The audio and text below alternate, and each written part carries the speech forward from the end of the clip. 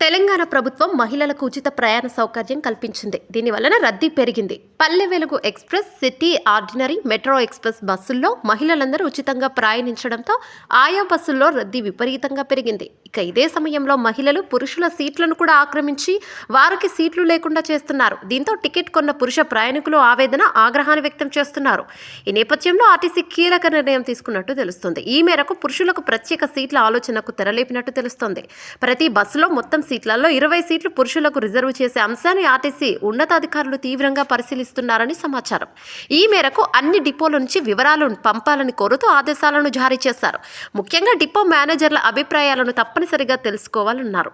డిపోల వారీగా నివేదికలు వచ్చాక పురుషులకు రిజర్వ్డ్ సీట్ల అంశంపై టీఎస్ఆర్టీసీ సంస్థ నిర్ణయం తీసుకొనున్నది. దీంతో ఒకప్పుడు మహిళలకు కేటాయించినట్టుగానే ఇప్పుడు పురుషులకు బస్సుల్లో రిజర్వ్డ్ సీట్లు కేటాయించే అంశంపై చర్చనీయాంశంగా మారింది. అయితే ఈ విషయంపై ఏమైనా వ్యతిరేకత వస్తుందా అనే సమాలోచనలు ఆర్టీసీ చేస్తోంది. కాంగ్రెస్ పార్టీ అసెంబ్లీ ఎన్నికలకు ముందు ఇచ్చిన 6 గ్యారంటీల్లో ఆర్టీసీ బస్సులో మహిళల ఉచిత ప్రయాణ పథకం ఒకటి. ఆ పార్టీ అధికారంలోకి వచ్చాక తొలుత అమలు చేసిన రెండింటిలో ఇదొకటి.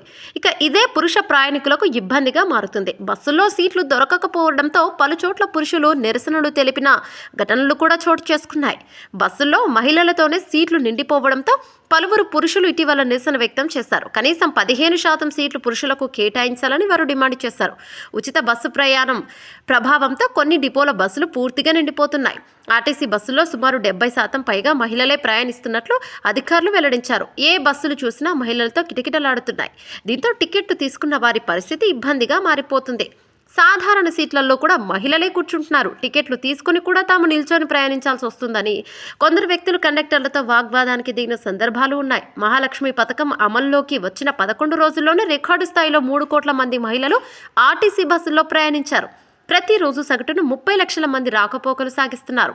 మహిళల ఉచిత ప్రయాణం నేపథ్యంలో ఇతర ప్రయాణికులు సంస్థకు దూరం కాకుండా ఎలాంటి చర్యలు తీసుకోకుండా అంశంపై ఉన్నతాధికారులు అధ్యయనం చేస్తున్నారు. ఏ సమయాల్లో ఎక్కువ మంది ప్రయాణిస్తున్నారో, ఏ రూట్లలో ఎక్కువ మంది ప్రయాణిస్తున్నారో, ఆయా రూట్లలో మహిళలకు ప్రత్యేక బస్సులు కేటాయిస్తే ఎలా ఉంటుంది, వృద్ధులు, వికలాంగులకు ఏ విధంగా సీట్ల కేటాయింపు చేయాలి తదితర అంశాలపై అధికారులు అధ్యయనం చేస్తున్నారు. మరోపక్క ఆర్టీసీ కూడా కొత్త బస్సులను సమకూర్చుకోవడంపై దృష్టి సారించింది. ఇక ఇప్పటికీ 350 అద్దె బస్సులకు నోటిఫికేషన్ ఇచ్చింది. అవి త్వరలోనే వచ్చే అవకాశాలు ఉన్నాయి. కొత్త బస్సులు వచ్చినా పాత రూట్లలోనే తిరిగే అవకాశాలు ఉన్నాయని అధికారులు చెబుతున్నారు. ఈ నెలాఖరులో కొన్ని బస్సులు, సంక్రాంతిలోపు మరికొన్ని బస్సులు, ఇలా దశల వారీగా బస్సులను తీసుకురావాలని అధికారులు యోచిస్తున్నారు. 4-5 నెలల్లో ఈ ప్రక్రియను పూర్తి చేస్తామని ధీమాను వ్యక్తం చేస్తున్నారు.